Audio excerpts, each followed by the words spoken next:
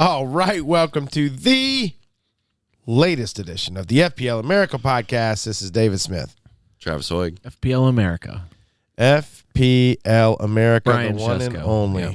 Yeah, I was going to say, come on. Gentlemen, it was a fun weekend if you were an Arsenal fan last weekend, and we'll get to that. And there was a lot of other things going on. As we were launching into this, I thought to myself, man, there's something I wanted to say just to cover a little nonsense before we got started. I can't remember it. So I guess we could just jump into what we're going to do because no one else probably cares about the other nonsense anyways. I was going to say it's at least for us, I don't know how, it depends on how other countries are feeling about professional football, but now that the NFL is back, international breaks in the fall feel a lot easier. It's a lot easier to manage. Because we have other distractions. Yeah, because Okay. I really, like, you just launch straight into NFL weekend. Right. And you're like, oh, okay, well, I have this still. Yeah. And you just kind of breeze through it. And then, I mean, Champions League and the cup matches this week, I mean, that helps a lot too. So it's just, That's true. sports is good and there's a lot of it. So it was just. I don't like this new expanded, and this is not a Champions League podcast. I don't like this new expanded stuff. And the fact that Arsenal's playing, a Thursday Champions League match, which seems ridiculous. You can do all the games on Tuesday, Wednesday like you always sound have. like Allison Becker. Or Rodri, who says everybody's going on strike. So Arsenal's playing Thursday, Sunday, not in Europa League. Okay, so in other words, they've been in Europa League before where that's, you have that coming. Yeah. So you make Champions League, you think you're playing Tuesday, Wednesday. Oh, no. You're playing Thursday, and especially on this week when we played Spurs Sunday, game Thursday at Atalanta, and then we're playing at City on Sunday. So as a consumer, that doesn't thrill you. That worries you. Yeah. That's good. I mean, that just proves the point, right? The fixture pileup is for making money, not for I just think it's giving supporters more product. I think we have plenty of football. Yeah. I mean, especially there's two different cups. There's European football. Even if it was just a league, I would be fine with that. And had to be for a long time. All the other, God bless, for years, we couldn't even see it. We had to watch on bootleg websites, and you'd have to risk 1 million viruses just to watch a game. Iraq goals. Bro, shady. What was it? Me and brother Matt, some dumb thing. Pretty much. Me and brother Matt, ages ago, man, we were on some shady websites, bro, trying to. Hey, but that's how you met your streams. wife. One of those ads that popped up, right? It's true. Unfortunately, not. Still together. Wait, unfortunately not. Well, where are you going with this? It was just I was just kind of sort of playing along there. Brian, we got a few things we could talk about. International break is almost over. We're just mere days away from game week 4. It's been over. We're in game week 5. Right. No, but I'm International saying, break was over because there was games this past weekend. No, I don't think so. Wait, what? Game week 5 is about to happen. Yeah. And yeah, you're right. It was. Okay. It just Sorry. feels like we're still in international break. I get it. I'm like, what planet no, are you two guys. on? So game week 5. Game week 5 is about to kick off. We definitely need to talk about. There were some things that happened already during the midweek. You guys had wild cards for your FPL teams last week, and so you need to talk about that. And I tell you what, for the first time ever, this podcast is going to give a. Did we ever decide who's wasteful player? Did we change the wasteful player of the week? We argued about it, but never. We never officially changed it. All right, so at the moment, even though this will probably change once we argue more about it, at the moment it's still the Christian Benteke Wasteful Player of the Week award that's been there for a couple years. Someone not playing football this past weekend is going to win that award, and I cannot wait to give it out. And when I tell you, you are going to like that is crazy. I just think that it's going to be really difficult to top Christian Benteke's overall wastefulness in the season that he earned the title, but I understand we could do it. It could just be a revolving year over year. Whoever missed the most big chances just gets. It could just always be Cameron Jerome, right? I mean, that's it will always be. I mean, we could just say Harry Kane since he's not here. So that's it. Let's talk about Right, he wasn't being wasteful of anything other than his career while at Spurs. Mean but true. All right, where do you want to start? We want to start. I think what you guys need to I think you just need to talk about it seems like the general wild card feeling, like lots of wild cards played. We talked about it. It was unless the stats changed, it was the 9th most wild cards ever activated. That's right. In FPL history. Seems like the general feeling was somewhere between I regret this immediately. It's all the way down to please FPL gods kill me now. It just seems like it was all bad for everybody. With mine. I was honestly surprised, like you were just a little bit ago when you saw that the average score this week was 51 points. I was shocked by that. Yeah, the scores were so low. Yeah, I thought it was going to be lower too. So all you have to answer the questions for you guys is what was good and what do you regret. What that's encouraging for me is like if the average was 51, then they have people who they shouldn't have, because my team didn't score well, and I know I have people who I think I should have, and I think they're going to be fine. Now, some of those players, have had things happen to their teams. We can jump into it. I tell you what, I was feeling really good about my wild card, and I still do. And I did go a little risky. I remember, if people remember last podcast, I went three Liverpool defenders. You regret that. Goalkeeper. I do not regret it yet. You should. Konate and Robertson. So Allison, Konate, Robertson. So Goalkeeper, close. 2 defenders. So close from having 3 clean sheets, Travis. Mm-hmm. Yeah. And your team just sucked. They were not good. They wanted to hit the post so many times. Under crossbars of things. It was furious. It was a Nuno special. I think that's what we were saying. The Nuno special, and I saw at least one Liverpool fan account say after Milan that it feels like it was more international break fatigue issue than anything. Getting it out of their system, same team, given the stagnant. Yeah. I want to chalk it up to that so badly because we came out of the gate so well, but yeah. I want to ask you a whole bunch of Liverpool questions later, but until then. That's in the potpourri section of our episode today. So, look, I had midfield that I think is fine. Again, I added Haaland. So Haaland now sucks up a ton of money. Yeah. And in my midfield, I have Saka and Palmer. Did you captain Haaland? I did. Okay, just making sure. Yeah, captain Haaland. I have Saka and Palmer in my midfield. Saka gave me an assist. You got an assist. An assist. So he had 7 points. So he got some bonus. He got 1 bonus. Mm-hmm. So Saka gets an assist. Palmer gives me nothing. And then Semenyo and Onana and Mbeumo all give nothing. Yeah. Which is, look, I'm not relying heavily on them, but they had been doing pretty good. Right. And then Havertz gave me nothing, and then Haaland captain. So, it's fine. I feel confident that going forward it's going to be fine. Rico Lewis and Romero didn't give me anything. Yeah, that's I think rough. they were on the bench. So Rico Lewis lasted a half. Yeah, 45 minutes was a problem. And was he did play today. He played today. Did he start today? All the normal first teamers started today. I think Savino was only one that was like he subbed off, but I think those same players should. I think the same team will play for Arsenal. Well, I would imagine. I don't feel bad about my wild card. I feel fine. Okay. Fine with it. Yeah. Look, was it a great performance? No, but you weren't so far below average that you were I had a 48. I had a 48. Right. It wasn't great, but I had a whole lot of guys who didn't score and/or were really close.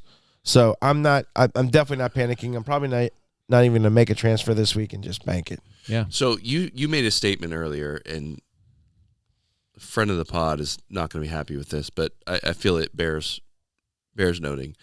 I'm going to read out a team It's not a wild card team, but I'm going to read out a team that scored poorly because you made a statement. They got the wrong people. They're scoring that low. They got the wrong people. Okay. Raya at goalkeeper got you a 9. Not wrong, right? Mm-hmm. Right. I mean, Raya's the number one goalkeeper. Alexander Arnold performing really well. Vardiol. Trent didn't give anything this past week. 1, right? Vardiol 1. Right. Dan Burn probably not a great pick, but 1. De Bruyne. And got a 2. He's out there. He's dodging some points. So here you go. Saka. What team are you reading? This is a friend of the pod. Okay. Friend of the pod. This is not a great score. Okay. Saka, Onana, Son, Diogo Jota. Yeah, sounds really good. Isak, Havertz. Shouldn't be on Isak, but that's fine. I mean, you can't blame him. But that's a 29.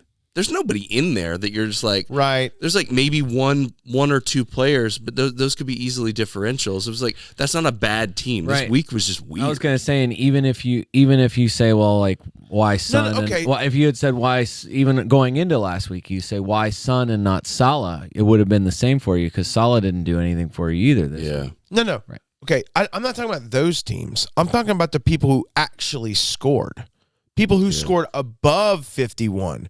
Whoever they have that was doing all the scoring, I don't know why they have those guys. I'll give you that. I'll give you that. Maybe that makes more sense. Maybe I wasn't clear. What on earth are they doing with those players? Yeah, like who do you have? And they got rewarded for it. Who do you have that's scoring?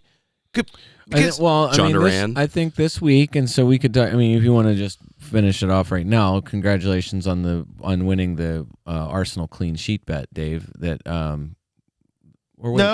We got to get through City because Brighton scored. I think I said between Brighton, Spurs, and City, I get two clean sheets. Arsenal will concede at least 1 goal game weeks 3 through 5. Yeah. Dave says no. And I said Brian yes. says yes. Yeah, so you won the bet. And you won the bet because No. Yeah. That was the bet. At least 1 goal. Arsenal will concede 1 goal.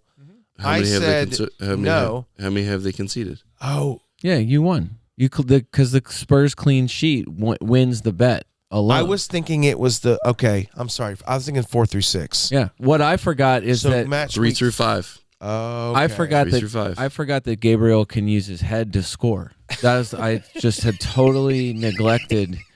It's not like he's done it before. Many times. He's done it 3 times a season for the last 3 seasons, and so this was one of them, I suppose. No, but I mean this week, like Saliba, everyone's got Saliba. I think that was one of the big things is if you stuck with Arsenal defense, you were rewarded. That's a big one. Haaland's already. I mean, you probably went back to him, so that if you had him, then obviously, and you captained him, you're happy. Like FPL Raptor is like. I mean, we mentioned him probably any week or whatever because he makes us feel better. Well, he had like one of. Well, no, it's just right. He had one of the worst weeks that he's ever had. He has no Haaland. He thought that anybody who thought that Saka or Salah could cover Haaland was wrong. And you were wrong by a massive amount, not just a small. It's not just small; it was massive. So if you went without Haaland completely, then you're really feeling it. Yeah, Saka gets you a return, something, right? And so Smith Rowe, trendy pick, has he saved me this week. He was in my first bench spot, and thankfully Joao Pedro, not being out of the squad, I got Smith Rowe's points off the bench. But no, like really, it was. Who was your other guy? And so all the people who had gone to Ollie Watkins instead of Isak, like, congratulations, you get the brace.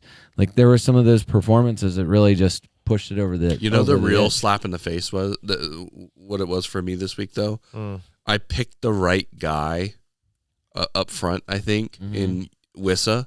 Oh, and he gets hurt. He gets hurt. That is brutal. So I did not hit the average this week with my wild card. I got a 49, which is fine because it was more than you. You got me by 1. Nice job.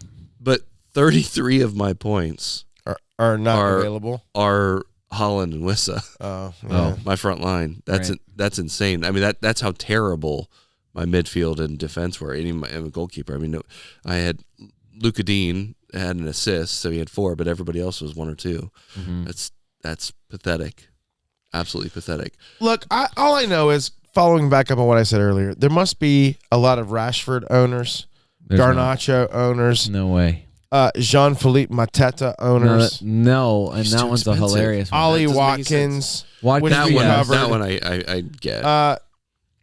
There might be some Nkuku owners that where there shouldn't be. True. There right? like some hanging I'm on. just saying, teams. some of these guys, like, come on, what are you doing? Is he coming good, Nkunku?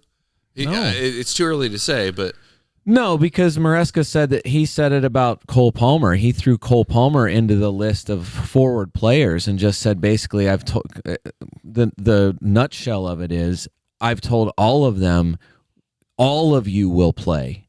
Not everyone can play all the time, and he included Cole Palmer in that list. That's odd. And so that's one of those things where Makes I'm you like, feel good about. I don't know that that's going to be real life. Like actually what he does. I'm ready to call his bluff on that. But It's a platitude. he is right. Yeah, it's cold. So anyway, I mean, you're not. Good try, Dad. You're not doing. All right. You're not moving any. Anyway, so no, I feel fine about my wild card. I while we're talking about it though, I do want to bring this up. Now would be a good time to bring up my Wasteful Player of the Week award. It would be for the first time ever. Is going to none other than mini league Billy. Wait, why? He wild carded and turned into 20. Wow, that's the worst. He wild card turned into 20. Billy, you are going to, for the first time ever, a non-football, well, maybe not the first time ever, but definitely someone in the mini league or in our podcast league is going to win the Wasteful Player of the Week award. I don't know how else we can do it. You wild carded and got a 20, and I think you would actually own up and say you deserve it. And it kind of goes back to what Travis said. You don't have a horrible team. You just don't have Salah. I mean, you just don't have Holland. Yeah. Right? You can look at his team: Henderson, Gahey, Lewis, Robertson. Diaz, Eze, Salah, Palmer. Okay. Isak, Nico Jackson, Welbeck. On the bench, Digne, Onana, Keane, and Flecken. And so, like, that's not a bad team. No. Just a crap time. He captained Salah, and he just, I mean, it's just a week where, like, again, and I said this rough. once I had to go to Holland after the second hat trick, week 3. Yeah. And I'm and it like, felt like it was too late, and yet almost too late. Well, but but it's it not, is. it's, But you're still. But like he was going to well, I come off the survived boil. week 1. Yeah. Week 2 hurt. Are you concerned that he didn't score in Champions League today?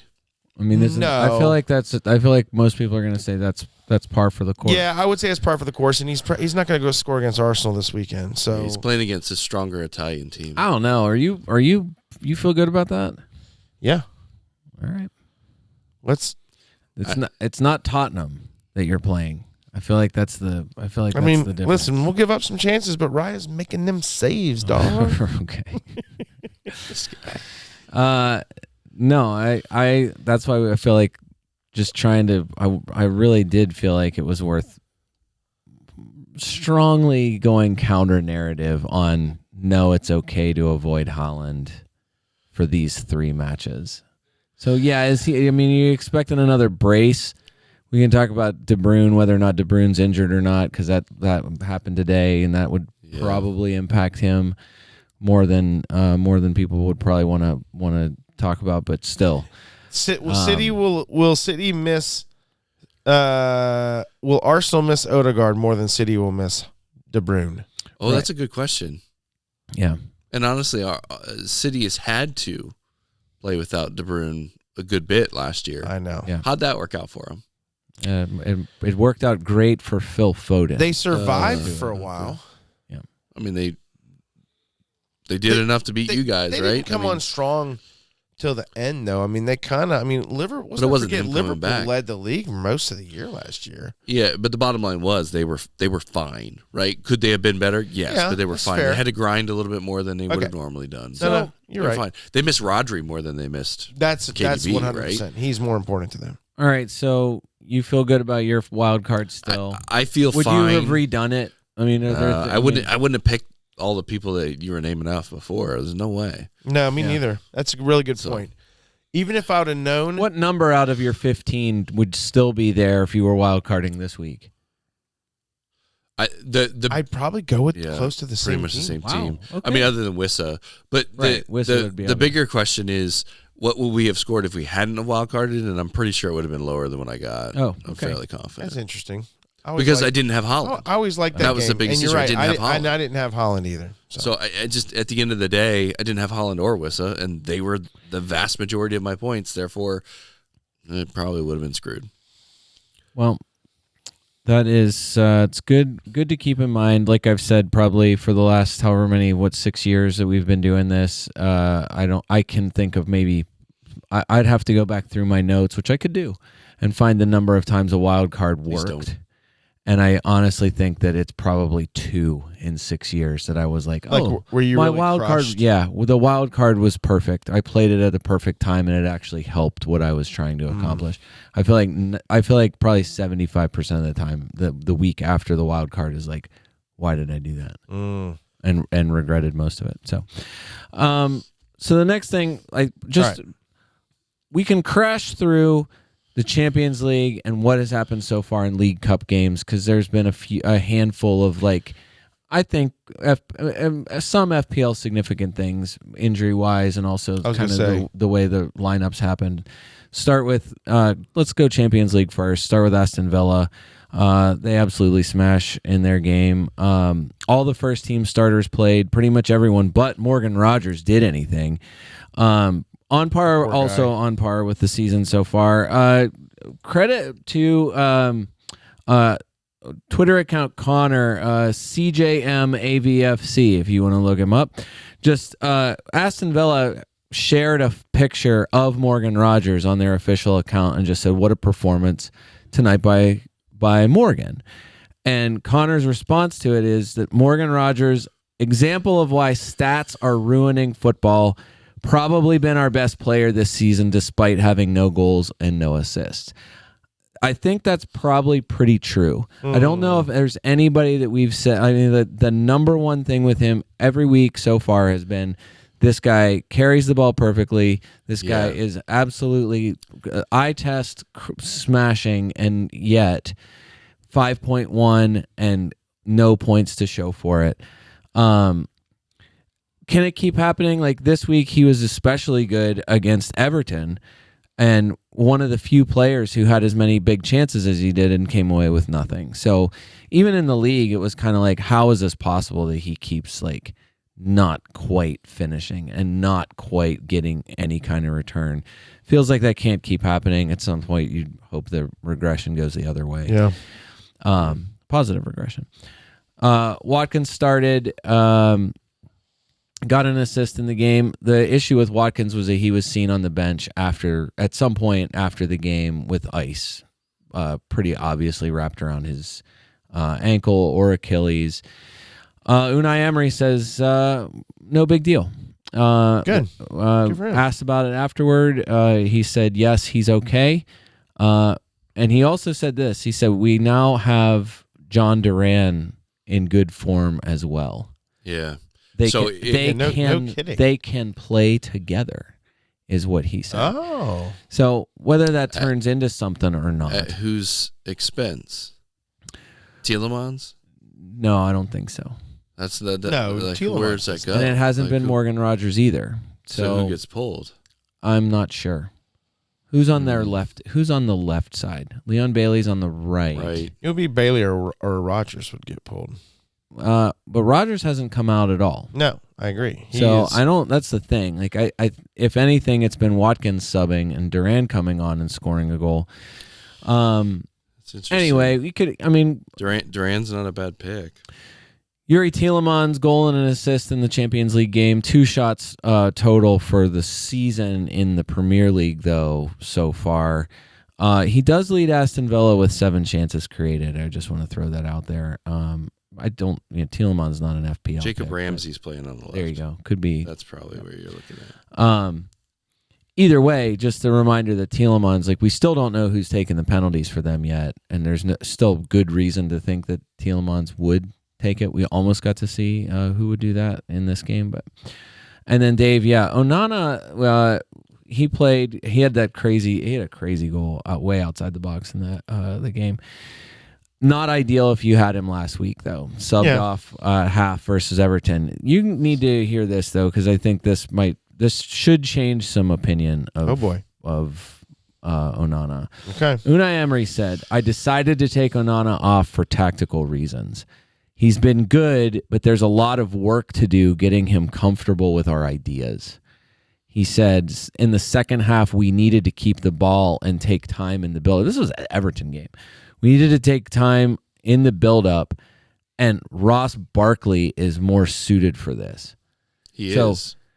He made a tactical switch to take Onana off for Ross Barkley. He also said Amadou had to try quickly because we haven't had Boubacar Kamara in the squad available to play. So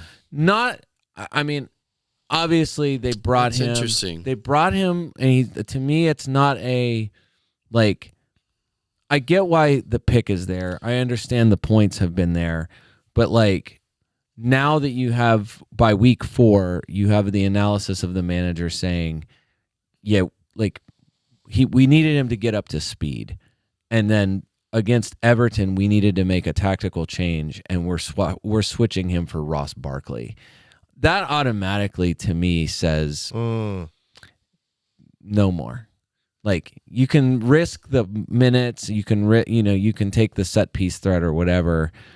To me, I can't imagine. There are so many. I feel like now that, especially now that there are other 5-ish, you talk about Adama Traore later, who's 5 even. I think based on the way he's been playing and the threat that he's offering right now, I get he's been an injury concern over his career or whatever. But there are other players at that price where I'm just kind of I don't know if I'd be going to Onana if it was, especially if you were if you were remaking the team, I don't know that you would necessarily keep him there. So just something to think about. Just so the stuff that's available out there now on him. That is interesting. Liverpool smashed 3-1. Awesome to see 23 shots to 8 for Liverpool against Milan. Do you feel like that was... Especially after you went down in the first 5 minutes. Yeah. Third minute goal from Christian Pulisic on a break. It was a good response for sure. And I think... Milan coach said it pretty well that they came with an idea, scored, and then Liverpool quickly knocked them off of balance. One by getting the equalizer, and then they just never recovered after that, which is good because ultimately Slot's whole MO is controlling the game, having a measured approach at everything that they're doing and controlling. And there were instances in the second half where there were opportunities for Milan, but defense held pretty strong and looked good, and the offense always looked supercharged. Even when we made changes, still looked supercharged and ready to score. So it was very encouraging. It's good to see Cody Gakpo playing well. Mm-hmm. Because that's going to challenge Diaz. I was going to say, not just man of the match level. I think Gravenberch got man of the match. But as match ratings are concerned, Gakpo, I think, rated highest, at least by WhoScored.com. Yeah, played well. All told, I think it was a great performance. Szoboszlai struggled against Nottingham Forest, and he came good again.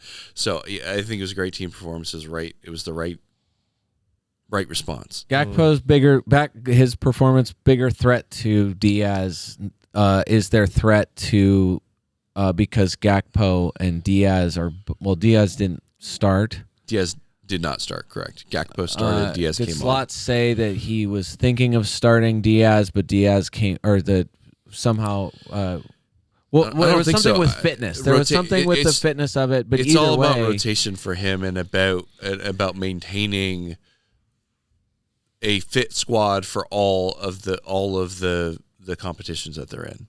And he says the same sort of thing about Trent too. Whenever he doesn't play Trent, or even Robertson didn't get any minutes, he was fine.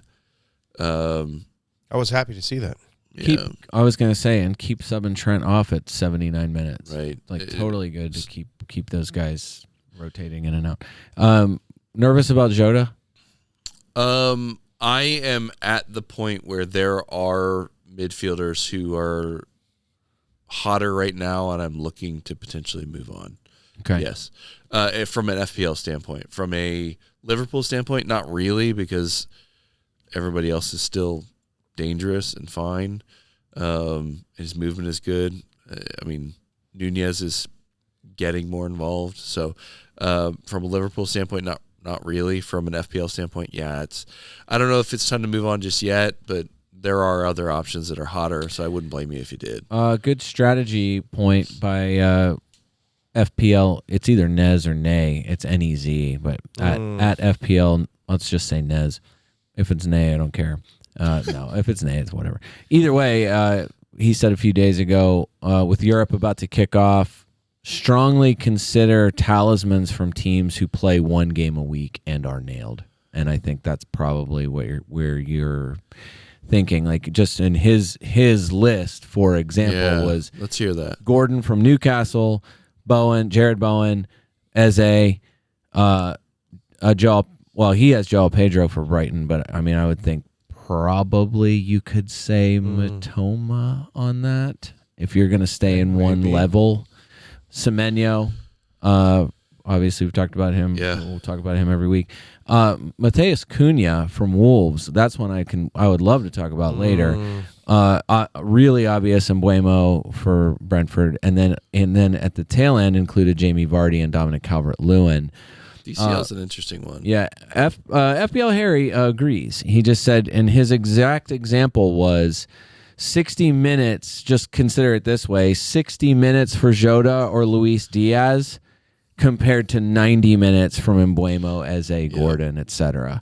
So just, I think when you put it into those terms, like, if you get the best explosive version of Jota, you can get an 18. I'm not sure. Maybe those other guys can do that. I don't know. I don't know that Anthony Gordon's ever gotten there. Mbuemo maybe could. Mbuemo's had a hat trick, I think. He could. Eze maybe can. But either way, cast has been an issue for most of those guys, too. Either way, yeah, it's not. I think, like, if you want to play floor and ceiling with those players, whatever. I'm just thinking, like, I think just the security of the minutes, I think you'd feel way better. You never want to see anybody not start, and you never want to see anyone sub off early in those guys. I think that's a pretty fair way of thinking about it. Could Salah have hit the bar more? Did you want that? I feel like that was getting it out of the way during a win in Europe is fine, so long as he starts hitting it in the league. Yeah. When it matters to FPL. Manchester City, really kind of painful draw to watch today. All the normal starters, I think we said, like, all the normal starters start. I think the issue was that De Bruyne subbed at 45 minutes, leaves at half with an apparent knock. Oh, shucks. Exactly. Oh, shucks. Yeah. Per Fabrizio Romano, Pep, one of the many places you could have found this, I'm sure, Pep Guardiola said, I'll have more information on his condition on Thursday. And when asked about facing Arsenal, he just said, back to face Arsenal, we'll see from tomorrow. So I'm sure if he felt anything, are they going to treat any player more delicately than De Bruyne? He's going to play. And they're not worried, right, at this stage in the tournament. It's not like he went off and was distraught. It's not. I don't know. It's hard to say. But either way, it seems like the general feeling, though, like we just said a little bit ago, if De Bruyne is out, probably does take a little of the shine off of Haaland just because of the way they tend to play after that. Yeah. And Foden comes up, and Foden played the second half. So he subbed on today for the second half. He took 4 shots. So he led the team in shots from the time he came on. had a chance to win it near the end. Obviously, neither he or Gundogan could put one away. They had good chances to do that. I'd say if you get news tomorrow or Friday that De Bruyne actually is going to miss, I don't know. That means I mean, if you want to take a chance this quickly on Foden, just like throw him in immediately. I guess is he you finally could do that. Healthy? It's illness, right? He had missed multiple weeks because of illness. So the fact that he came out and played, I'd say well. He's played 45 minutes on the season, and that was a half against Chelsea. Right. So that's what I'm saying. I just think the big positive with him is he is the quality of player that they need. Well, they need, and that I don't know that you necessarily need to see it first. I think you'd want to get in quickly with him. I don't know. Just not playing a whole lot. Yeah, it makes it concerning. Are you nervous about Rico Lewis or Gvardiol having started? I'm not relying on him. I got other people. Didn't sub off today. It's interesting. A little bit. They were both subbed off at half against Brentford. It is Arsenal. I would think you play your biggest guns. I don't know. Is Kyle Walker going to somehow ruin this for everybody? I feel like we'll just have to see. You know what? Stranger things have happened out of that, right? I'm not starting Rico Lewis just because they're playing Arsenal this week. Right. Just like last week, I benched Romero because they were playing Arsenal. I might bench Rico Lewis. I can do that. Yeah. I think that's it. Carabao Cup. Everton out. Everton out of the Carabao Cup. Yep. Southampton through. We talk about Everton more later. Fulham out. Wow. As someone who has Muniz still, I think this is probably feels like I feel like this is the death sentence. Started and played, subbed off before penalty kicks. So played 90 plus 4 or 90 plus 2 or whatever it was, and then subbed and then off. They got a penalty kicker. And plus, what's his face? Their starter who would have been there before, Raul Jimenez, scored for Fulham against West Ham this week. So the reason why Smith Rowe finished with the score that he did, really great play to feed it to him. So whatever. Crystal Palace stays in. All the first team players started. Eddie Nketiah scores. Yeah, so you get a goal and an assist from Eze, who's been dodging points like crazy all season long and has an amazing game. Eddie Nketiah scores his first goal for Crystal Palace. Hugely encouraging. We can talk more about stats with him later. Mateta played 74 minutes and obviously didn't do anything in that game, but doesn't matter. Got all his big returns in the actual league. Spurs survived today. Coventry City almost got him. I know they almost got him. 88 minutes. Lead 1-0 for 88 minutes. So Jed Spence, Brennan Johnson saved the day. Solanke started, played 90 minutes against Arsenal, started and played 62 minutes against Coventry. He had 2 shots and 4 touches in the opposition box against Arsenal. Right. Today, 0 shots, 0 touches in the box. Weird. Extremely weird. I don't understand. As FPL Goat said this week, Dominic Solanke has been sold by 2.1 million managers since game week 1. You think that's stupid? He was injured. His ownership dropped. Game week 1? His ownership dropped from 30% to 6.7% and has not dropped in price once. Yeah. As FPL Goat said, the greatest scam known to That makes no mankind. sense. The price changes. How? Right. Makes no sense. He should be 7.2. He should have dropped at least what Nkunku has dropped. It's it is the dumbest. That makes no sense. But whatever. The only other people who don't drop is Salah. Salah would never drop when he should have. That's true. There was all those years. Yeah. It's tons of stuff I like that. think there's a Liverpool bias to guys dropping in price. Yeah, and that's why Solanke didn't drop. Because he was on Liverpool. That's right. Son I think you're onto something. I'm onto it. Son subbed on with Madison at 62 minutes, so kind of preserve them a little bit. Pedro Porro, owners breathed a sigh of relief. He was an unused sub, along with Romero and Van de Ven were not even in the squad today, so we saved those guys too. Wilson Odebear. Sweet. Odebear injured, not ideal for Not Spurs. good for him. when they have 3 games in the next 8 days. Yeah. So they go rough. Brentford Saturday, Europa League game next Thursday, Manchester United on Sunday. Not great. Here's the thing. Here's the thing. Just to wrap up with Spurs, like they are 10th for XG. Okay, so I feel like it's not good. Not for a team that's running gun like that, right? They're just like they've scored 5 goals on an XG of 6.25. Okay, so underachieving a little there. Yeah, they are 4th in shots. Okay, they've taken 63 shots. Brighton is currently number 1 with 67 shots. Wow. Liverpool have taken 62 shots. Okay. So Spurs are shooting a ton. Okay. They are tied for first. And my as soon as I saw a high number of shots, my next thought is, well, they're low quality or whatever, because I feel like they had kind of low XG against Newcastle. Kind of talked about that. They're tied for first in shots on target. So they on shots on target per game, 6.3 shots on target per game, tied for first with Manchester City. Wow. Whatever is off with them, like, I can't imagine that it doesn't fix. Like, I guess it could keep going like this indefinitely, where it's just broken. And all of these guys, including Heung-min Son, who's one of the world's best finishers, keep just not finishing. Yeah. Or Dominic Solanke, who was an extremely good finisher last season, that they never figure it out. I just can't imagine that happens.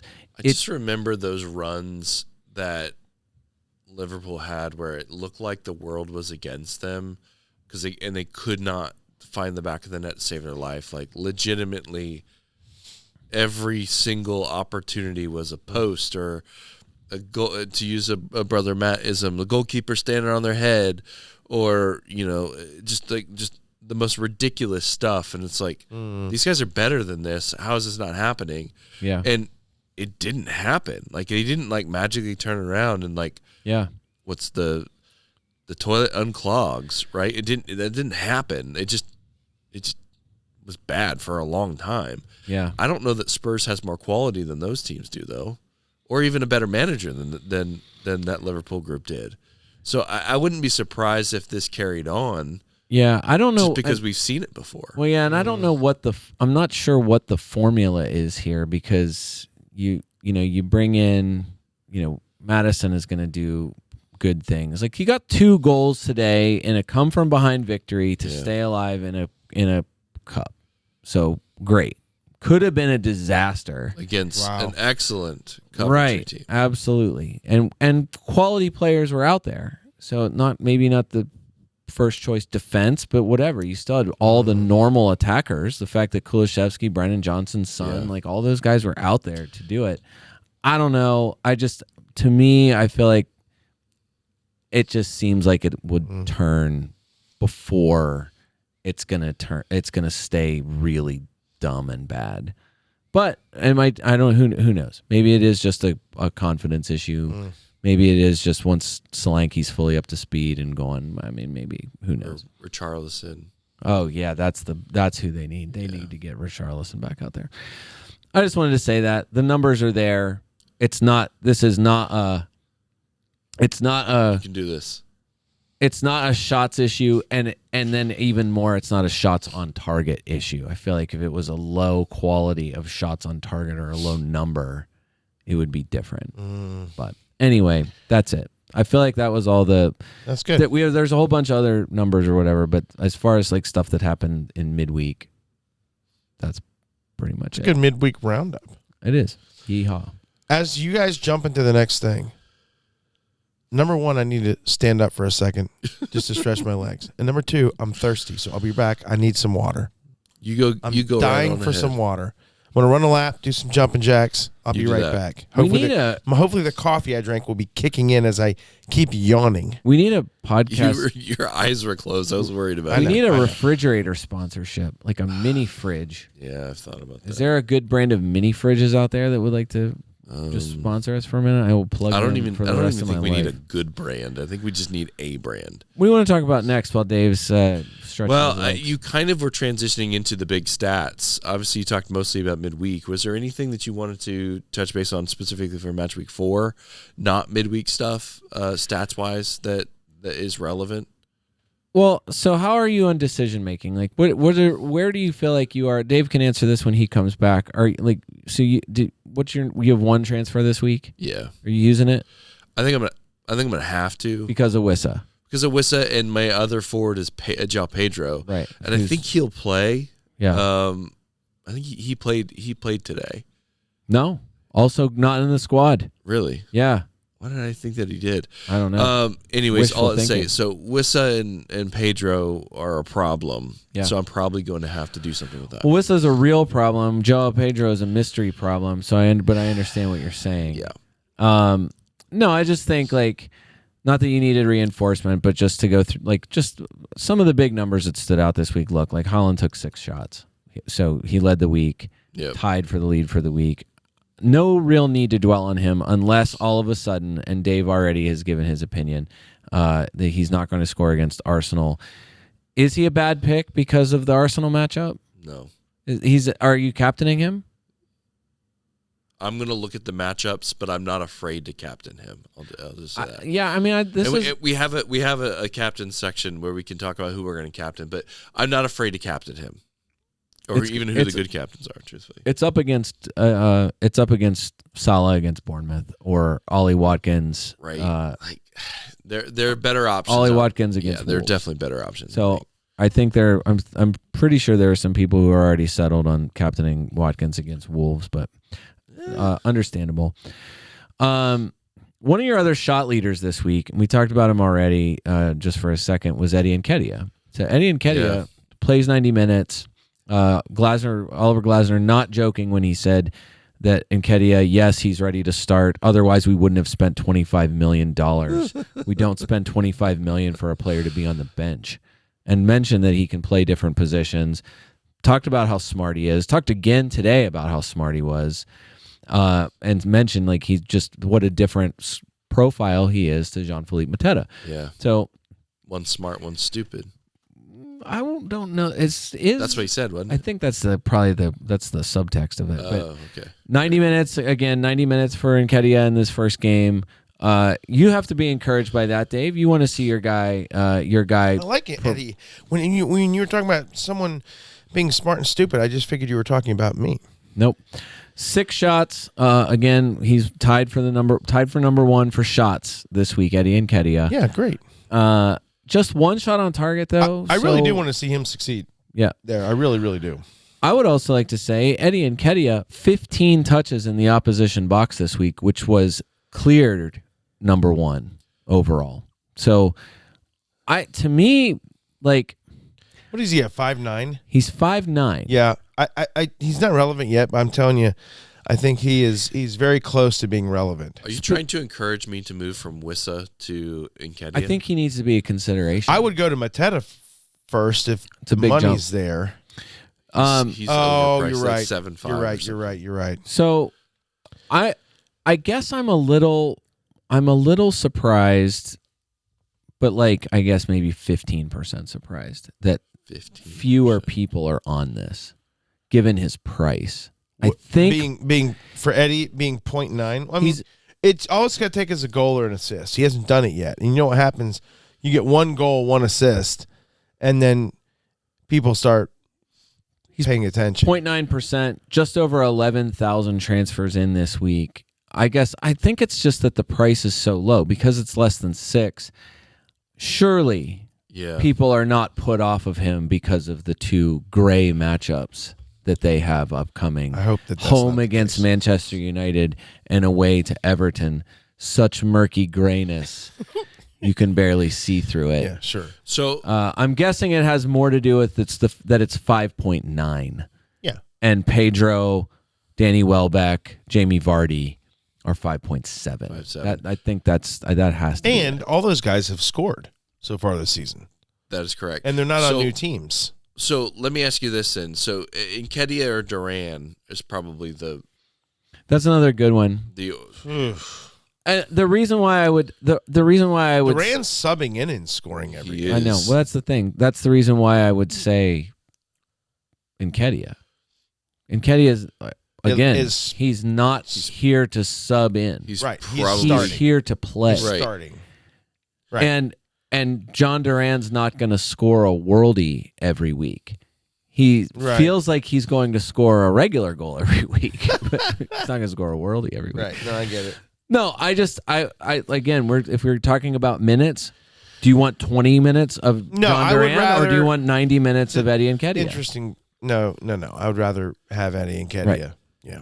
So, just that, that's the you have the brace from Mateta. So you feel like you see the return, and you just say like when somebody has an explosive score, it feels like it's way bigger push toward that guy. It's the same thing. Like there's hardly anyone that's going to transfer in Mateta. Matchup first, you see Gray, so everybody's going to look at they're going to look at a breakdown of fixtures and say, oh, I don't want a guy with a Gray fixture coming in. But then also like he's 7.4, so I think just that makes it almost impossible. I think for Mateta, but even when he was super cheap, it was a struggle to get people to buy it. It's just that, like somebody, like we said it last week, it was credit to, I can't remember who it was, just talking about the possibility of Nketiah being the one to unlock your penalty taker because of the incisive runs, because of him being able to find space in the box. Nketiah touching the ball in the box 15 times. You can't tell me that a handful of these times this year he's going to get taken down. Right. And he's learned from the best on how to flop. Right. So he probably would be pretty good at making the most out of that.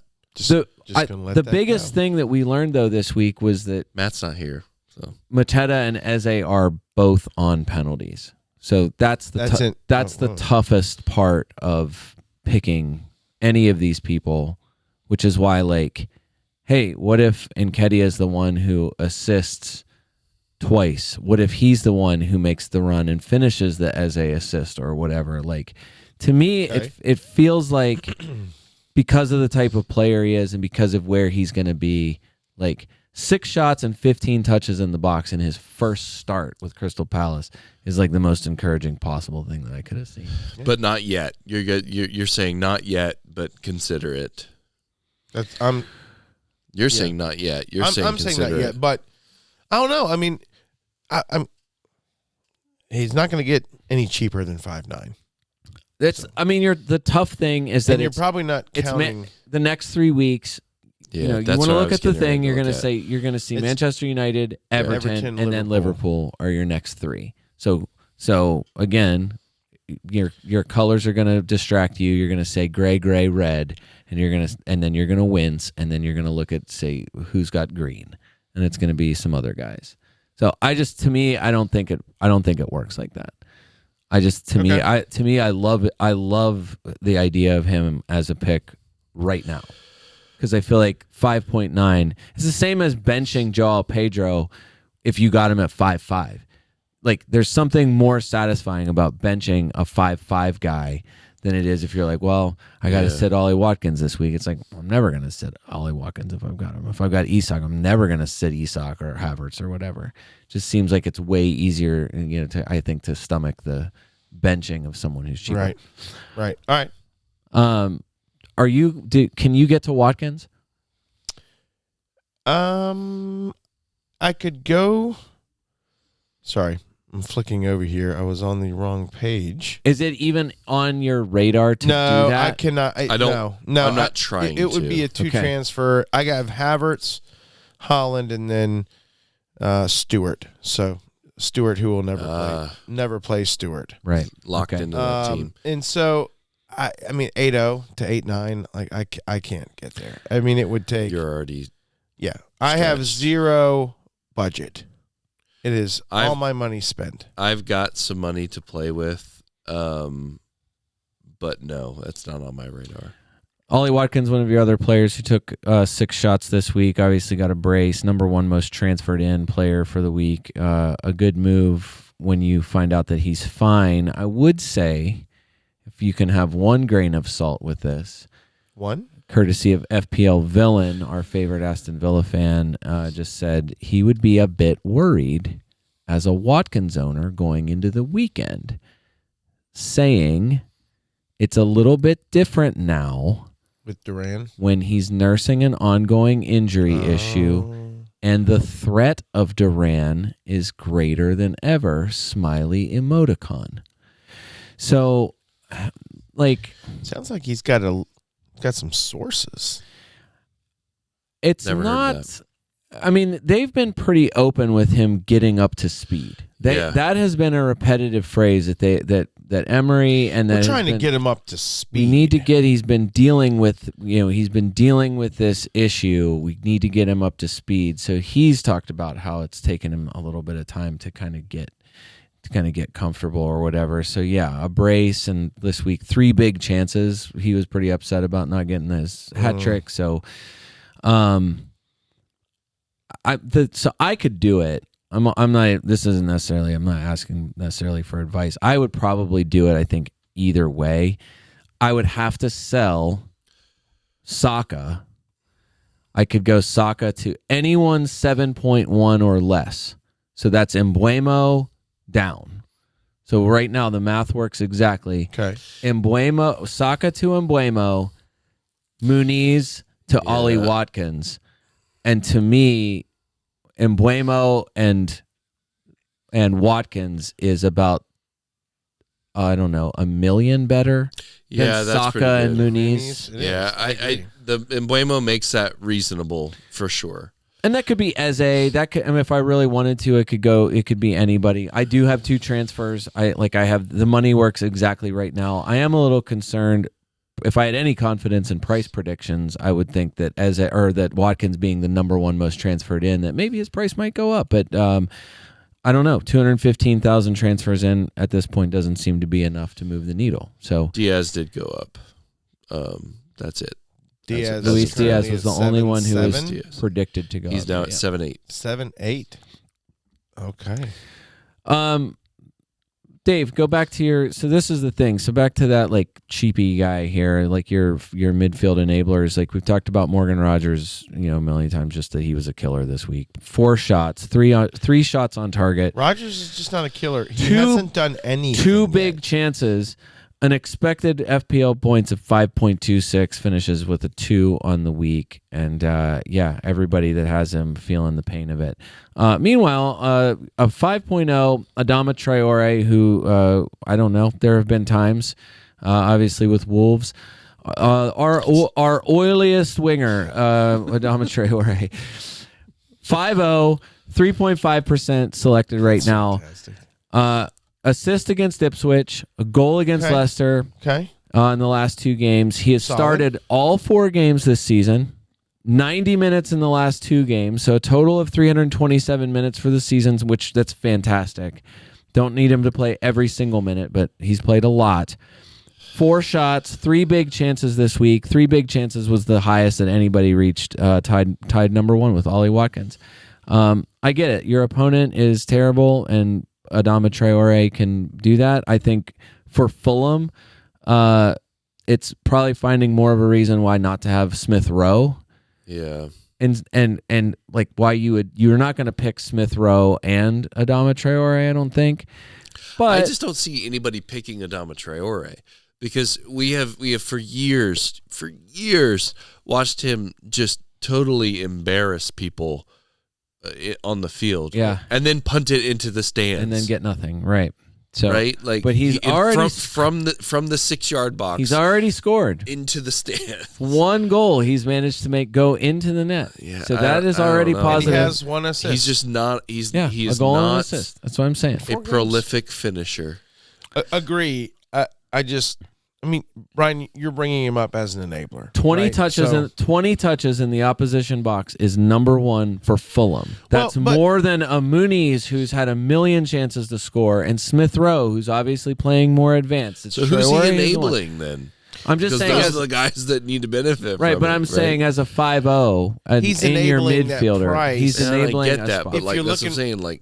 I mean, would you rather have All right. I mean, so it's Morgan Rogers. It is exactly is your guy. Which in the argument can be made that Adama Traore has already given you more returns than Morgan Rogers, and so I hear that. It's not even. I can't believe it. Be made. It's fact. Can't believe it. I agree. Can't believe it. I would in a real you're gonna world. I would rather you're going to bring the oiliest winger in. No. Just because it's a tough pill to swallow doesn't mean you still got to try. I don't swallow it. So I don't think. Okay. I mean, Brian, you're right. No one's going to own two Fulham midfielders. No, you're absolutely but not. Smith Rowe is at 5'7". Adama's at 5'5". No, they're not necessarily. I mean, 5'0". Yeah, they're not necessarily. I mean, the 0.7's a little bit of a like. I mean, I feel like it's a decent price difference. I mean, just think of where. I mean, if you're just going to take that money, like, would you rather have Onana or Adama? Oh, he's all about Adama. That's what I'm saying. I think that's. I would rather have Onana. Even I know you poo-pooed it, and I'm not sure I understand what you're saying, and it looks like it is trending, and you're like, this is what they're saying. This is what that Emery's saying. I guess I got to see it first because I'm not sure I believe it yet. Yeah. Regardless of what he says. I get it. I'm calling him a liar to everyone, I guess. I mean, that's what I'm saying. Even in this midweek match in the Champions League, Onana scored a fantastic goal from like a mile outside the box. But that's exactly what I'm saying. Like, that's like a low percentage goal. Right. So seeing it and saying, well, he scored again, like the guy's just on fire, and I'm like, well, no, the manager of the team is actively saying, I might tactically switch him with Ross Barkley sometimes. He's threatened by Boubacar Kamara. I get it. He's probably better than those guys or whatever, like in totality. I'm just saying, like, if I'm picking, I'm probably not. I'm finding a way to go. Gotcha. I like sub 5.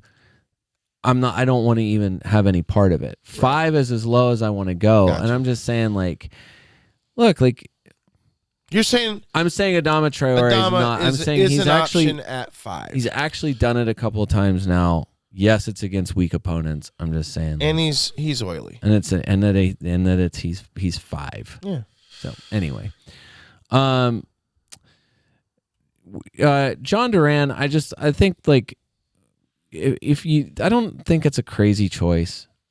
I think it's crazy. I'm surprised to see him as high up in the transfers in as he is. I hear you. I just minutes. It's always minutes. I mean, I just can't. I mean, he's got 3 goals already.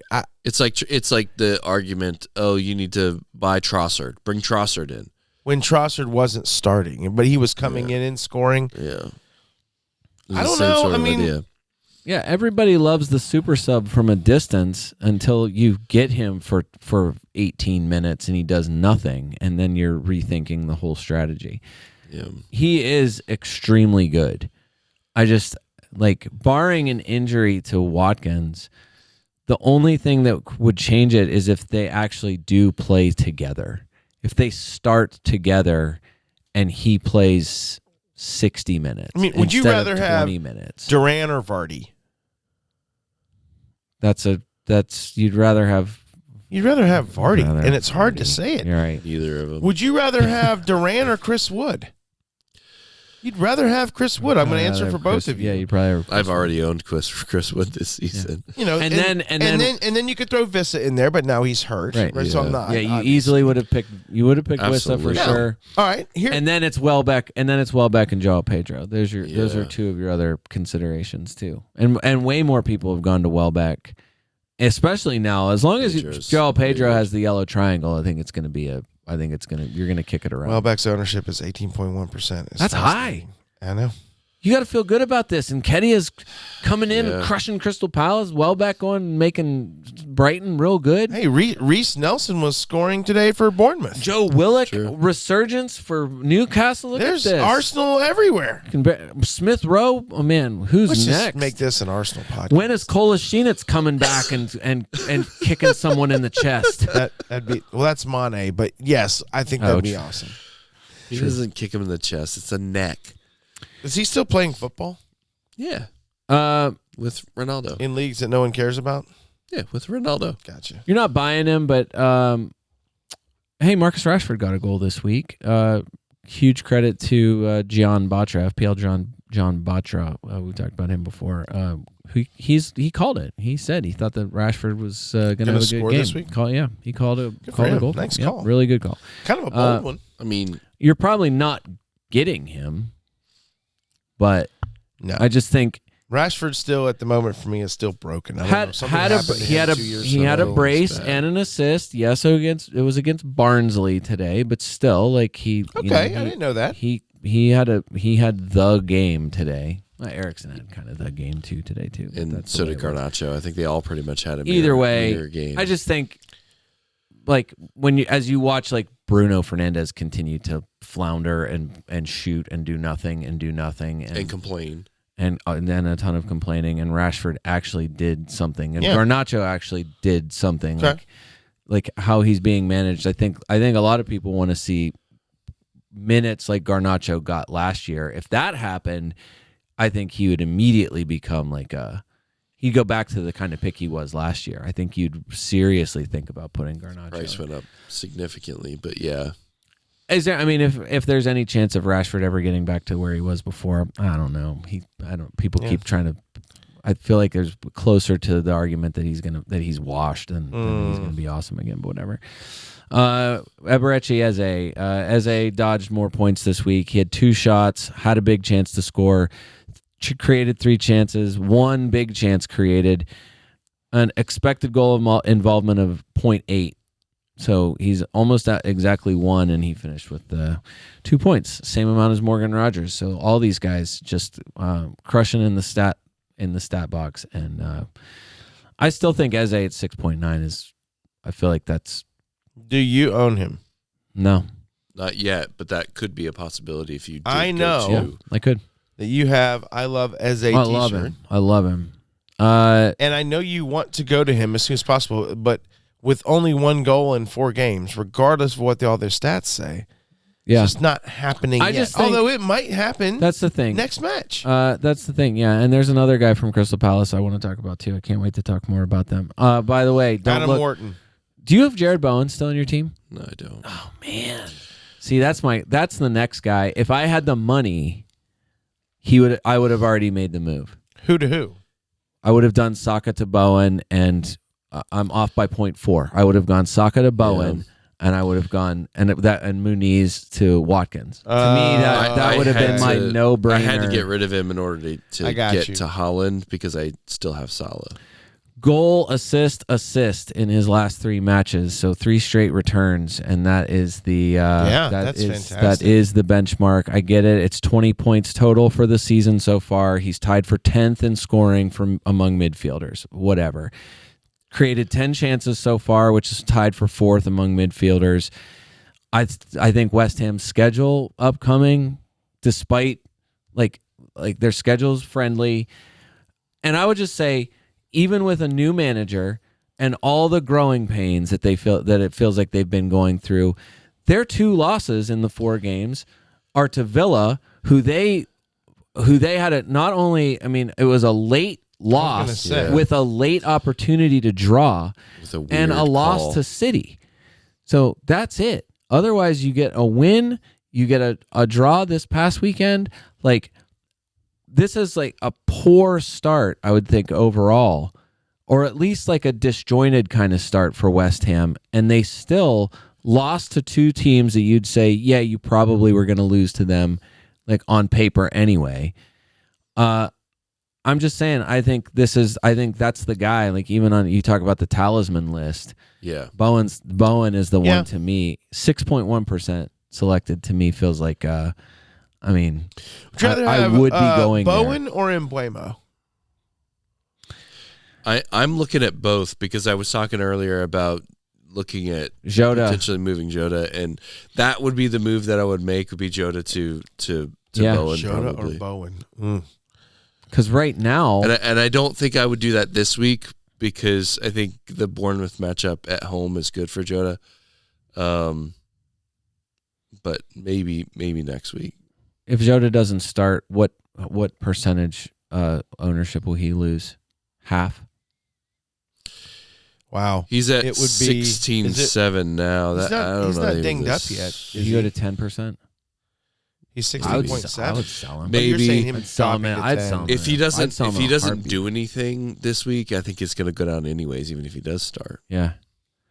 So So that's the other option is I just hold the transfer and then I have the most transfers I've ever had in my life. A number At that three. I would have 3. Isn't that I weird? can't even imagine having 3. I kind of like the idea of just holding the team just to watch that number. I go would have up. said if So no you matter get your own like wild card That's out of another nowhere. thing about wild carding early. It just hit me. Wild card early. Set your team up. Don't make a transfer for the next 4 or 5 weeks. Brian, then you got another you got a mini wild card again. I know. Well, when am I ever going to use my wild card? I Just know. keep holding them, rolling them over and over. It doesn't matter if you use your wild card, you still save those transfers. Whatever was Yeah. in your bank when you do the wild card stays. I think what's really right. I think it's really tough. Well, let's Not talk about having it. a Dama Let me in your just team. deal with this right now, Dave. What happens? Does Odegaard out do anything to you? Like in your mind, does it do anything to Saka? It has to. I just don't know to what effect, and is it enough to pull? It's not enough for me to sell Saka. Who's So- coming in? Who's playing tomorrow? Trossard played. Yeah, I don't know who plays tomorrow. Jorginho? If Mourinho is, which he had a weird shoulder injury. thing that happened. Where they were like wrestling. No, he and Gabriel, he ran into the brick wall, also known as Gabriel Margahales or whatever. right. In practice, I can't, or Gabriel fell on him. I can't remember. Something happened. There was a coming together. I can't say his last name, and I butchered it. And anyway, so yes, so it was nothing with his legs, ligaments, or whatever. It was his Right. shoulder. So I think, and that happened like right early on. It was really early. It was before So- the international break. I don't know. I mean, I think the thought is he'll end up moving in there. But until then, it'll be, I'm guessing, I mean, Trossard started the last game, and I'm guessing it's going to be Trossard again. And it's going to be Timber in the defense. And That would be, and I think Timber can't play this week, can he? Because why? he got that red card, right? Yeah, now that you say that, no, I don't think so. Timber would be. I feel like if I would want to get to him eventually.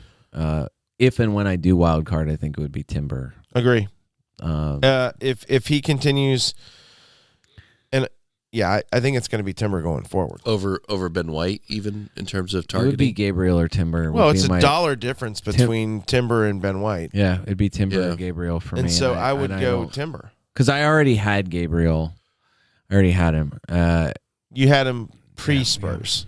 Yeah, I dropped him before Brighton. I know we're not great move discussing then, the terrible games move individually, but man, I had to watch the game on delay. after. Okay. It was doing my best Scott Wiebe, watching the game on delay on Sunday, and made sure I never looked at, or didn't look at my phone, didn't see any Yeah. alerts, didn't read Slack, and finally got to the end of that match, and I was just surprised a little bit. Although I know when we talked about these, like the Tottenham and City matches, like when the bigger teams play together, you feel like, and other pundits like you feel like the games are going to favor the offensive players. Yeah. Yeah. I feel like at minimum when Arsenal plays, at least in the last couple of years when Arsenal, and I know Arsenal Spurs have a history of having a high scoring fixture, at least when Harry Kane was there. But when Arsenal seems to play those higher end fixtures, and again, it could have also hurt that we didn't have Odegaard. So I think Arteta said he ended up planning for he had to plan for the game 3 different times because of different injuries or whatever. But when Odegaard then got hurt on the break, he had to try to figure out, all right, how do we win this away game? And Trossard slid in there, played well, and Arsenal played, was like, hey, Spurs, you can have the ball, and we're going to have to counter, and we're going to have to play a little different. And I think Spurs had like 60% of the possession or something, right? 63 to 36, and 15 shots for Spurs to Arsenal's 7. And this is exactly what I'm saying. Like this, it has way more to do with the brokenness of the current Spurs attack. It's not because they couldn't have. I think it's just, I did wonder why Timber, because Timber got the yellow, and then after that came flying in. Yeah.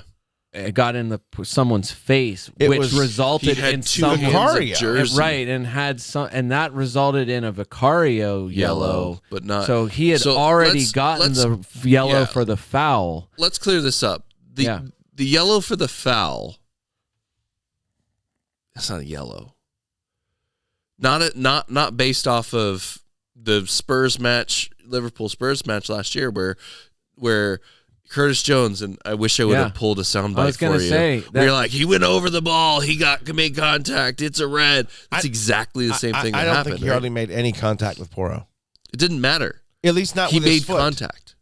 With his upper body, with his shoulder. He went over the ball. He did make it with his foot. It's negligible if it happened.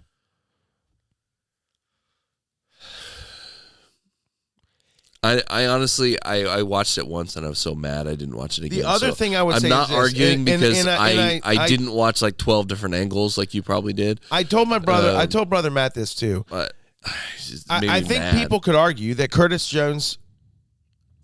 the Curtis Jones call was wrong. We did. Okay. But the point is though, but hold on. That is the standard. But who says it's the standard? What if the referees made a mistake? The standard was that VAR reviewed it and they actually also appealed it. The VAR said that it was a foul and the appeal was denied.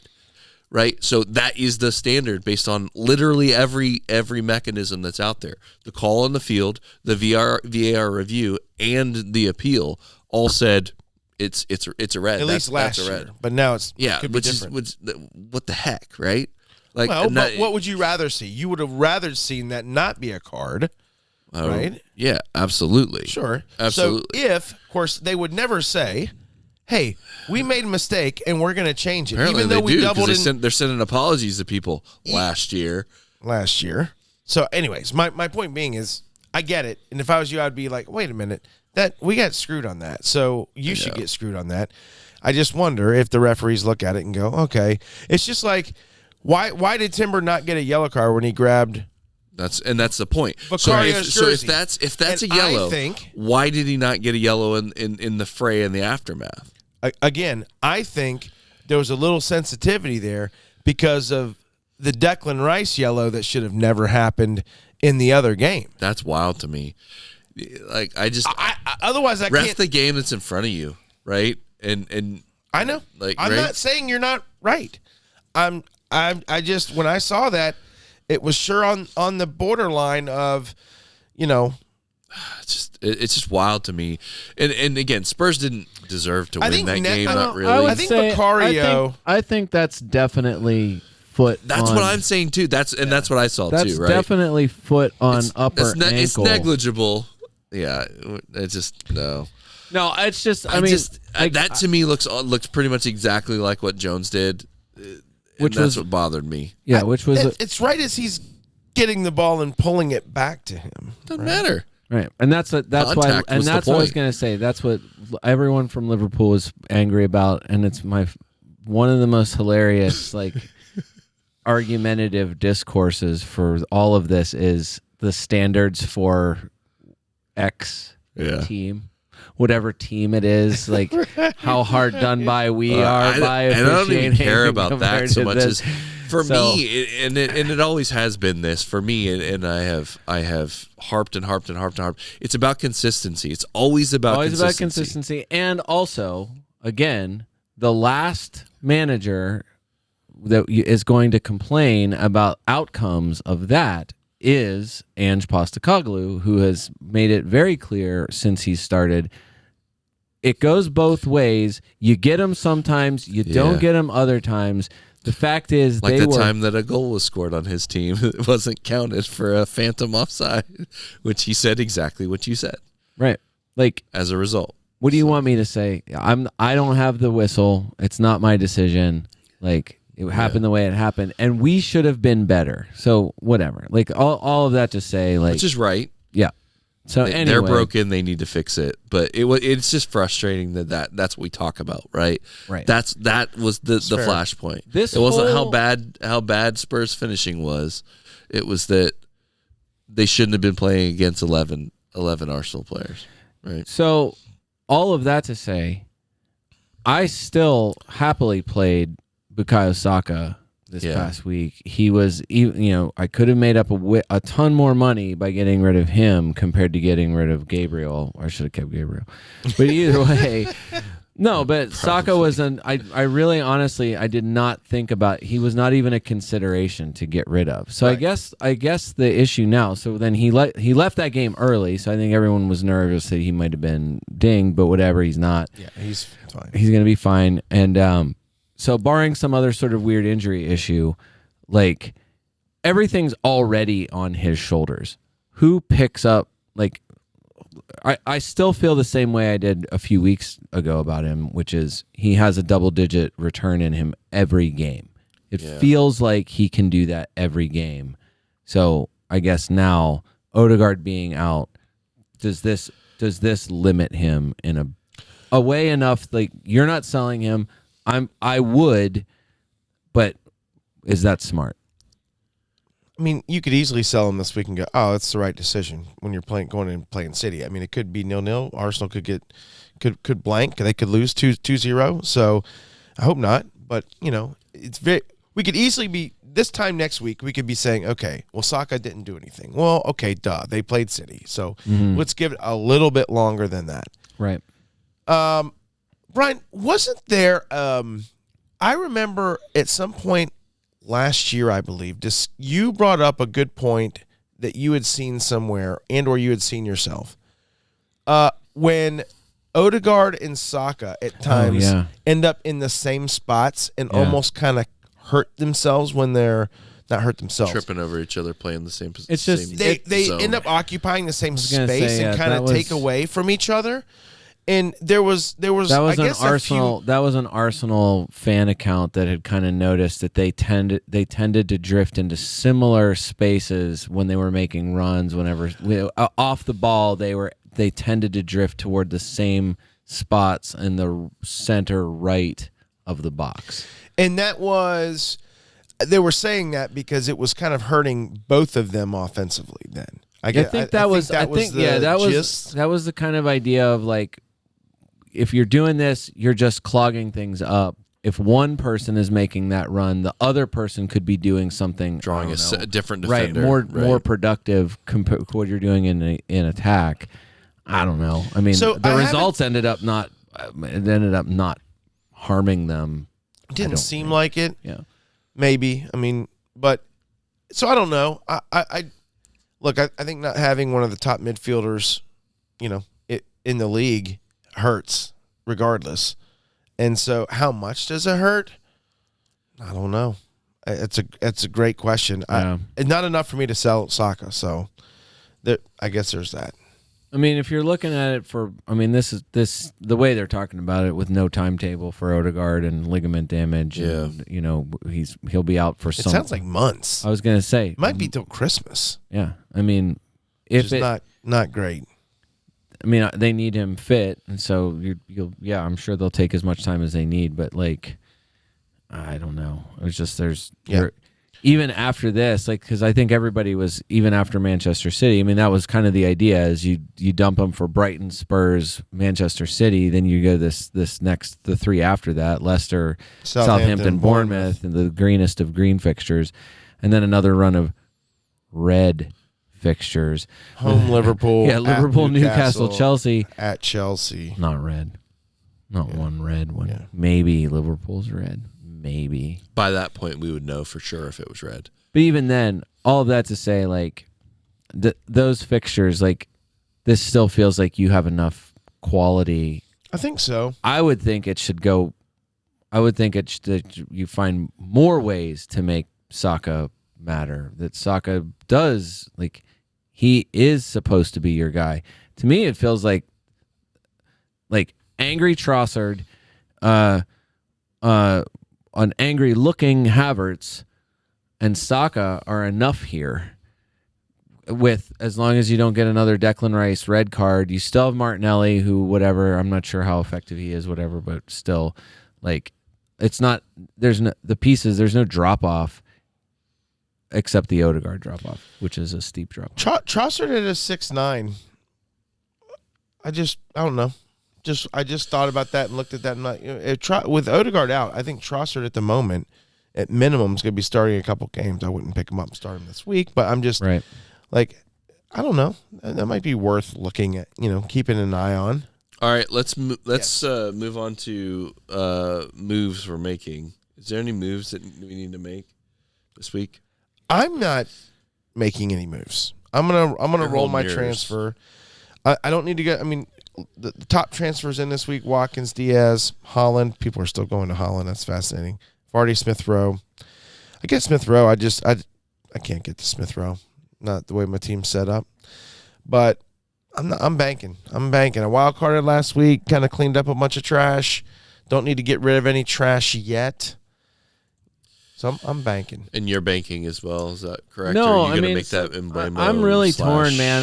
I'm really torn about. I mean, I hate getting rid of Saka, but moving him on, it will either be I use both transfers. I just make the move that I do what I, if I want to get to Watkins, Mooney's already dropped once. I kind of would be nervous about him dropping again now that he's become an absolute get him out of your team as fast as possible. I hate how things turn that quickly, but that's where we're at with him. It's either going to be nothing, or it will be. I hate it, but Saka too. Probably Mbeumo. I mean that I think he's fantastic as a pick. It would probably be him. It could be Eze, but I think the Brentford matches are turning in such a favorable direction. Yeah. And I've been saying, for a long time, I think that Mbeumo is a good pick anyway. So it would be that. Yeah. I like it. Travis, you? I just have the Wissa transfer that needs to go simply because I'm on Holland, Pedro, Wissa on my front line, and João Pedro is not certain to even play. So it's just a matter of determining where I go from Wissa. Okay. One of the it's just something. I mean, you want to talk about one other strategy piece here, because one of your considerations could have been Dominic Calvert-Lewin, somebody that we mentioned him last week, and you got Vardy also on the we mentioned him also. I don't see how he's a bad pick either, but FPL Olympian, as somebody who has said that the upcoming Everton schedule is too good to be ignored. Lots of screenshots of all the green fixtures for Everton coming up. Dominic Calvert-Lewin, of course, 5.9. One of the top transfers in this week. Scored a goal last week, which gives him back-to-back returns. But he's got some illness. Sean Dyche says, we hope to get the 3 with illness back, referencing Mikolenko, Dominic Calvert-Lewin, and Garner. He said, we're hopeful on Tarkowski, but the rest are unlikely. Sorry to the 135,000 people who have already brought in Dominic Calvert-Lewin. Does not sound like he's going to make it. Sounds like it might be the Foden sickness. And to add to that, I know Dwight McNeil was another, just because Dwight McNeil had such a massive score this week too. Goal and an assist, 2 bonus points, 12 points total for the week. Yeah. Look, we said it last week. He and Andreas Pereira in the pointless creativity segment of last week's podcast. He's still tied for first for chances created and big chances created for midfielders. Dwight McNeil is number one for chances created, big chances 12 in the last 2 matches. Right. Wow. He's taken 4 shots total this season. He's put 2 of his shots on target. He has 0 big chances of scoring, and he has a total XG of 0.22. Okay. Does Dominic Calvert-Lewin being out make him more or less attractive? This is like the homeless man's conversation around the Bukayo Saka without Odegaard. I've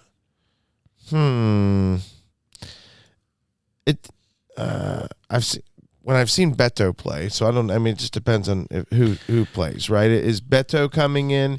Is it Njai? Um, then they have Broya. Broya. It seems like he's got a foot injury. Unknown return date. The FPL Prince at the FPL Prince on X. There's a lot of illness going around the Everton camp this week. Branthwaite still a doubt for Saturday. Jamie Vardy is FPL Prince's recommendation. Vardy at 5.7. Looking like a very good option for a game against Everton. McNeil is interesting. Well, would you rather have McNeil or Semenyo? Not just for this. I mean, I don't expect Semenyo to do anything as he's playing Liverpool this week, but maybe he does. But Semenyo, I think. Well, so something that I think everyone would probably agree with. The attack of Bournemouth looks really cool. Yeah. All of those guys playing together, it's Semenyo, Tavernier, Evan Nielsen. They look dreadful. And Clivert. Yeah. They are very good. Yeah. And so, I think I would still go with Semenyo just because I feel like Bournemouth's vibes are nice. Yeah. Everton's are terrible. I think to FPL Prince, other people have made the point too. Maybe things look better for Everton when Branthwaite is back. Premier injuries right now suggest that Branthwaite probably won't be back until next month. He's got a groin. He's out with a groin. I don't know if he said he was training or they're just kind of taking it slow, but he's not even it's not definitely not this week. It doesn't seem like it would even be next week. It seems like more like the week after that. Sean Dyche might be gone by then. If they lose to Leicester, this run of games, which are all so green, they've blown 2 consecutive 2-0 leads. That's on a historic level. So not only have you blown the lead twice, in winning positions, I don't think I want to do anything to go toward Everton. I don't care how good the fixtures are. I don't know, man. Tim Howard said it last week after the game. It's great. You score 2 goals in consecutive matches. Normally that'll do it for you for a Sean Dyche team, but trying to outscore teams when you're Everton is not your blueprint. When Sean Dyche is your coach, right? It's not your blueprint. You do not want to be up 2-0 trying to outscore in a shootout with somebody like Aston Villa, right? Or Bournemouth or whatever. All right, captains. This could be a fun week, right? Assuming that I'm not jumping too fast or too far ahead. This could be a fun week because people might move off Haaland. I think for 1 week. I think that default captains are just going to be. I think Haaland probably will still be the most captained. I think it's people in the top 100,000, top 10,000 will be way off of Haaland. I'm going with Palmer. Wow. I'm going with Palmer, with my vice captain being Andy Robertson. Okay. Wow. I'm going with Palmer. I'm tempted actually to go with Liverpool defense. Okay. If I get Watkins You'll captain Watkins. Barring some sort of like news about him or any kind of doubt about him, it probably would be Watkins. Okay. But Salah, But you're not feel going like Salah home to Bournemouth might just be too. Oh, how do you not? You have that option? That's what I'm saying. Oh, you rubber stamp that. That's what If I'm you, I rubber. I don't have Salah, but if I'm you, I rubber stamp that. Yeah. I think it's going to be you'll have to find a reason. All the young people. You have to find a reason to not rubber stamp it. I think I could probably figure out. Maybe if they watch some old Tom and Jerry, maybe then they'd see or maybe Elmer Fudd and Bugs Bunny. You know, like rubber stamping something. You keep going older cartoon references. Yeah. If you keep going further back, you get to a rubber stamp at some point. All right. Oh, wax seal? I'd wax seal that. The signet ring. Yeah. Travis, captain. As of right now, I think I'm leaning towards Salah against Bournemouth. However, I'm surprised that's not. I'm surprised that's not sealed. You with want a something signet. more firm here. How'd you like that, Brian? I want something. Brian, sealed with a signet. like that. Something more interesting. And are you being contrarian? Are you just trying to? I might. Are you trying to suck? No. Okay. I am trying to find ways to find points because I didn't have Haaland for the first part of the season. I feel that. I like that pick of Jamie Vardy against Everton, against a very weak Everton that is a mess. Brant Waithless Everton, right? Yeah. Right? Yeah. I am really thinking about going Wissa to Vardy and captaining Vardy. Yeah, and a Leicester team that has had they've scored a goal every week. Yeah. A team that everyone has been trying to target as hard as possible has managed to score on everyone they've played so far. So that's the thing. Annoying. And Vardy's been it's his party. So two of those. Yeah, that's an interesting one. I we'll see if I have the cojones to do that, but that's an option as well. Yeah. Do you have time for a few other people? We got time for whatever you want. Two. I don't know if we have time for any of it. Just that I wanted to go back to. Go ahead. So first of all, Brian's last two things. No, just first of all, multiple people have talked about this because of Wissa being out. That one of the potential fill-ins is Kevin Schade for their midfielder. Looks like Shade, Schade. Yeah, I think Fabio Carvalho is likely to do more. Is another one that I've seen. He had a goal and assist today. I think that's a more likely. Yeah. So Damsgaard is scored again today too. So there's some. Shada has gotten opportunities and has not done great. Yeah, and everybody's going to look at this fixture swing for them. And you're after Spurs. It's all it's a lot of green. Even though the first match after the fixture turn is home against West Ham, which I don't see how that's particularly green, but whatever. Either way, you do have options. It's just I think the tough thing is that it's midfield.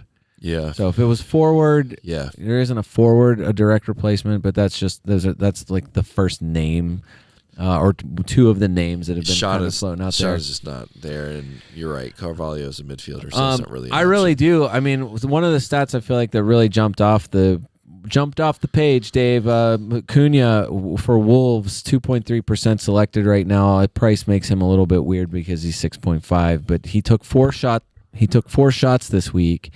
So he's one of your top shooters for the week. 13 shots for the season puts him second only to Haaland among forwards. That's interesting. Yeah. So he's the second highest shooting forward. Okay. He played 33 minutes game week 1, 67 minutes game week 2. So basically he's played 3 games, just around 3 games worth of minutes, and he's already second in shots. It's wild. And just I would say after Wolves this run of the next 4 is less than good. So it's at Villa, home Liverpool, at Brentford, home Manchester City. So that's 4 games. Probably not buying Cunha now. It's just that in these matches so far, Wolves have looked terrible. He's now playing 90 minutes again. He was a definite pick when they were at their best, when he was fit last season. So it's not like an out of the blue. It's like not a nobody pick. After that, game weeks 9 to 18, really, if Wolves, assuming they can get their crap together, you got a really nice fixture run for them from game weeks 9 to 18, and a guy who's like, he is the guy. So like I said, like he's on that list of like more than Hwang, more than, Aït-Nouri, I think, got injured again. I think he was another guy that was a doubt. So I think like if you were going to go to a Wolves player, you could go to someone like Cunha, who's legit. Tyrick Mitchell from Crystal Palace got an assist this week. So yeah, 4 points. Not your favorite score to get from a defender, and he's 4.9. So that's another like tricky price, I think, for a defender. Created 4 chances. 2 big chances created this week, which is that's always amazing.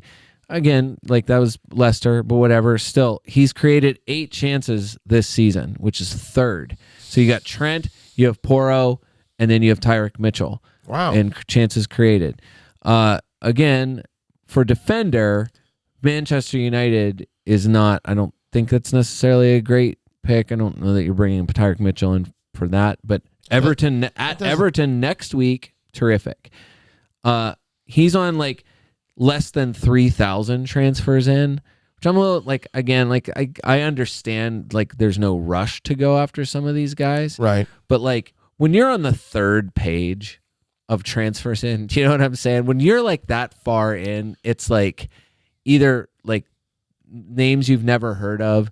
Like, has Reece James been transferred in more than Tyrick Mitchell? Like, I'm like, gosh. I'm just saying, like, that's a crazy low amount for somebody who, like, there are other buzzier picks. Gay's probably higher than him, probably just because he's 100%. Cheaper. Some of these other people, but whatever. Tyrick Mitchell's actually, he's actually kind of doing it. I wanted to talk Luka Dean. I mean, I know you got him in your team. And you guys made fun of me. Fine is kind of the way I feel about it. Just that he got an assist. Pretty much said the same thing last week. So here's my Luka Dean anti-propaganda. Just that he's created 5 chances so far and has managed to get 2 assists. So he's not Moreno. Ian Motson has created 5 chances so far. Dean has played 309 minutes. Motson's played 62. Like, he's got 1 touch in the opposition box all season so far. Motson's got 2. Like, Dean has taken 0 shots. Like, it's like he takes corners. When he's out there, he'll take indirect free kicks. It's just that you got a guy who's obviously looks better whenever he plays. I was on Motson from the beginning, and then I moved off of him because it didn't look like he was going to get minutes. And I'm with you. And like you said, understand. Until you see Dean benched, it's probably going to just keep going like that. The thing with Villa though, like they've conceded goals in all 4 games so far, and they've conceded goals in their quote unquote best matchups, like games where you'd say like, no, that's easily like. Best chance for a clean sheet is Leicester and Everton, and they've conceded in both of those. So probably okay in the next 2, Wolves and Ipswich, but, You never know. I'm just looking at multiple things here. I might make a transfer and go Aina. Yep. At 4.4 for Rico Lewis and actually make a couple tenths. Hey, look at you. If we're nervous about Rico's starts. I mean, not sure. That's the hard part. I like it. I like having him playing in the midfield, but with him getting subbed in and out, and look, for whatever reason, City does like to leak a goal. Brian, you've said that for a long time. They leaked one to Brentford, West Ham, somehow Ipswich, manage always to do it. Right, like they didn't against Chelsea, but everywhere else they seem to leak a goal. And Forest might be better than we think. I don't know. I mean, Travis, obviously, we don't need to dive on this, and we already discussed this a little bit. But defensively, they're better. Forest has played 4 games, and they've gotten 2 clean sheets. One of them, oddly, against Liverpool, and the other, maybe that's to be expected, away to Southampton. Yeah. So I just wonder. And their schedule's upcoming is pretty good. So Aina is someone Well, look, Dave, you considering. stay in that same team because one of your guys who also got a clean sheet was Alex Moreno. Alex Moreno finally. Moreno actually started and played 79 minutes this week. And had a hard time with Trent. But I'm not the only one. I will tell you. It's hilarious. The FPL Skyline. Everybody's got that kind of title, but whatever. FPL Skyline differential of the day. I love it. FPL Skyline. Alex Moreno. Just that he's 4.4, and that we've seen. If you get the best, if you don't know if Moreno's going to start. If you get the best version That's true. of Alex Moreno, you already know that he was one of the most rampaging. We already know because you've told us all the time. Goal threateningest. All right. I'm done talking about him. Let's do some bet updates because we haven't. Okay, let's do that. Haven't done that in a while. So we talked a little bit about the Arsenal will concede at least one goal game weeks 3 through 5. Brian takes the Brian takes the win on that one at this point. We also had. Well, hold on. Arsenal at this point has only conceded one goal. No, I lost. Yeah. Well, it's how did you game week 5? You said that earlier. I want to rehash that. You said you lose. Game week 5. It was the Brighton match. I thought was 1-1. My thought was that it was that they were going to concede one goal in each of the 3 games.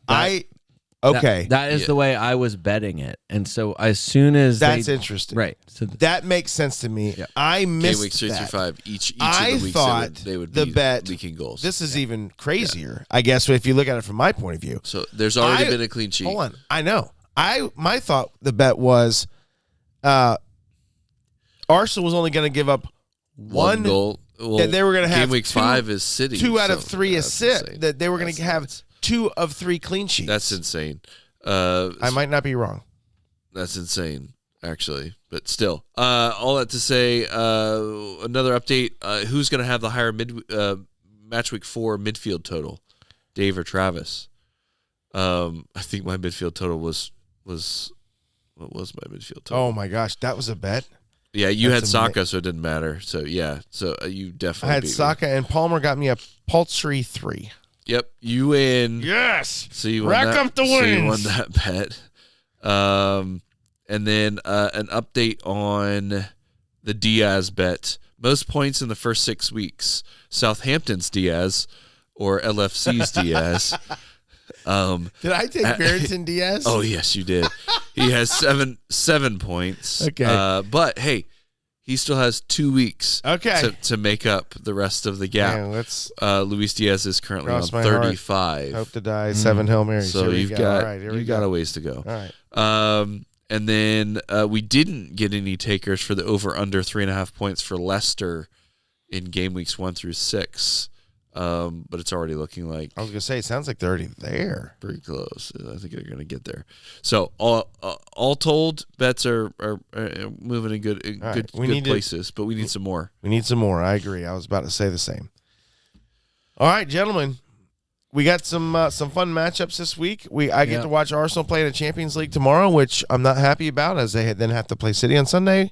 Whatever. Again, it is the fixture schedule is what it is. And I'm going to sound like a City player before too long. And I don't really blame them if you look at it. I mean, God bless, these people are human. You know, you want them to go out and perform. Mm-hmm. We will get upset with them if they don't give us their all, Travis, on the field and give us. You sell out for the fans. Leave it all on the field. Shirt. But yet we're asking them to do that every third day. I don't care if you are a professional athlete. That's just a bit extreme. So, all right. I'm looking forward to the matches this weekend. It's going to be fun because I think some people are going to come off the Holland captain. And so we'll see. I think there might be a little bit more diversity this week and maybe give you a chance to catch up in your mini league. So good luck. Make some smart transfers. Do the Watkins and Mbuemo shift, Brian. I don't know. And make your team great again. For the sorry, jokes there. For the FPL America podcast, this is David Smith. Until next time.